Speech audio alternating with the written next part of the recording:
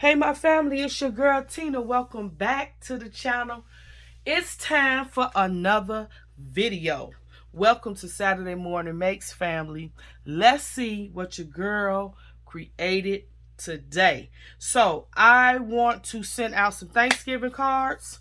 And so I decided to get up and make some cards for Saturday Morning Makes. I am excited about all of the new channels that I'm finding from people that's participating on Saturday Morning Makes and all of the wonderful, beautiful creations. And because Jill has announced that you don't have to wait to Saturday to create, you don't have to wait to Saturday to post your video, I have been checking the hashtag when I just don't have nothing to do, and I've discovered like quite a bit of new videos that people were posting during the week. So I got up late last night and couldn't sleep, and I started watching those videos, and I said, you know what, I'm gonna start my Saturday morning make right now. And so that's what I did. Watching those videos, I did my Saturday morning make. I started at like about 2 o'clock in the morning, and I'm telling you, about 3:30 I was done watching the videos and creating my makes. So I'm excited to show you what I have created. First up, here's my card. Oh my goodness. What do you all think? Very simple, but very powerful. I love it. Look at those beautiful squash.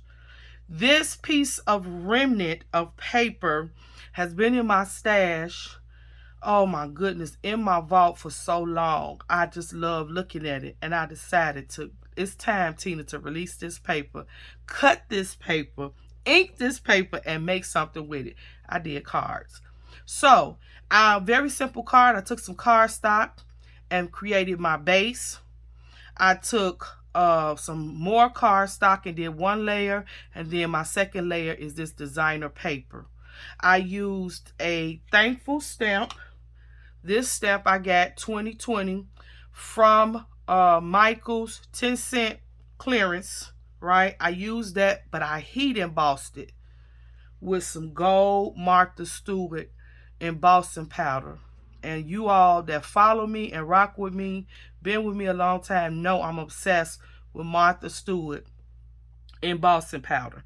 Then I tried one of Jill's techniques where she take the ribbon and she puts it up here and sticks it out a little bit on the side.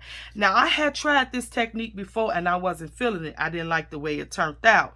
I don't know if it's because it was a strange technique to me, but I knew I liked it when I saw it on Jill's cards. So I tested it out again, and I guess practice makes perfect, because this round I have fallen in love with this little piece right here. Probably will put that on more of my cards. I use my tiny attacher because you all know that thing is one of my favorites too, and I just thought it was too cute, and it added just the right little touch to this card. Put a little piece of Dollar Tree ribbon there, and the card is done. I inked up the edges, I'm sorry, with vintage photo distress ink.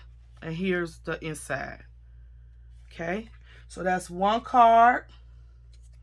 Same thing. This is my second card.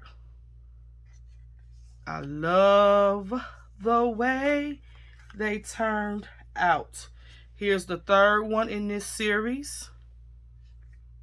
And then we topped it off with the fourth one. I love this paper. All right, so let me share with you the paper that I use when I say one of my favorite stacks from K & Company, Tim Coffee. Oh my goodness. So many papers in this pad I just was in love with. And what I loved about this pad is because it had all of the vegetables and the fruits and the leaves and the texture throughout this paper. So some of this paper is foil embossed, some of it is dry embossed, some of the paper was flaked. Is it called flakes? No, it's called flocked. Some of the paper was flocked. So as you can see, this is the cover. All right, here's what I have, you all. Very bare. I got this sheet, Look at those berries. I like the crackle in the paper. I love that. Here's a sheet with the gold foil. These two are the same. This is one side and that's one side. So I got a little piece of that left. Oh, this just takes my breath away every time I see this paper. I wish you all could feel it because it's embossed. So these pumpkins are raised. Can you see it? Oh, I love this. And this is the back of it. Again, look at all the crackle in that paper. All right, another one of my favorites in this pad was these apples. And look at the crackle in the apples.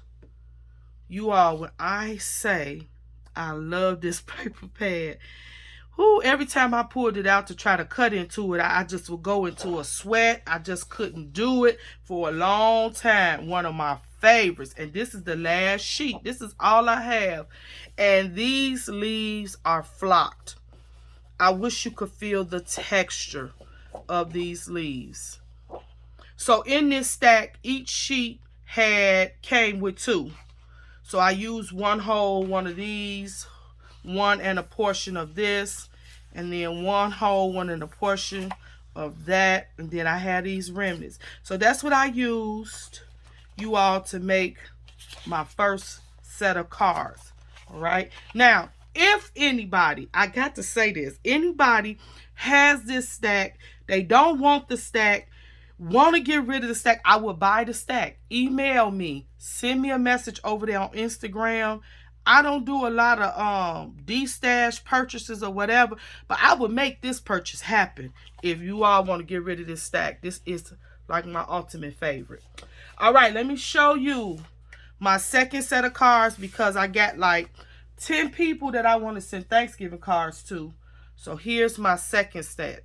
Oh my goodness. Another sheet of paper that I fell in love with. Too hard to cut. Too hard to even think about inking, doing anything. Finally, I'm letting it go. So you all, very simple card, just like the first one. I took some cardstock, made my base, took some of the paper out the same paper pad and matted it. And then I put this designer one with the foil. This card is like simple, but it's so elegant. With that foil, it just is beautiful. Then I used the same thankful stamp and I heat embossed. And so what I did for each one of my layers, I inked it with that vintage photo distress ink. Very, very nice. So that's card 1 in that series. Here's card 2 in the series. Right? And then I used the Happy Thanksgiving stamp. Okay. And then here's card 3. And then finally, we finished this collection off with a 4th card that I put the thank you over here as opposed to down here because I did want to cover up this beautiful flower.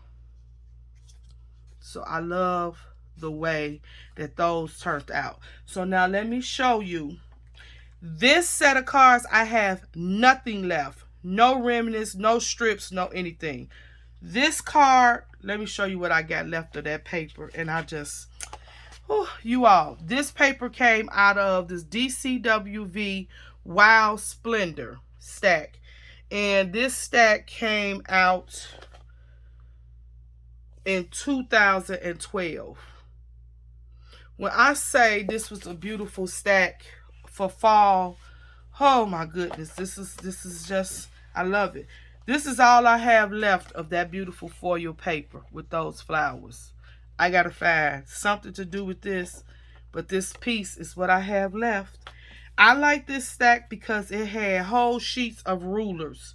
So it had this orange, it had a sheet of brown, right? These are the brown sheets.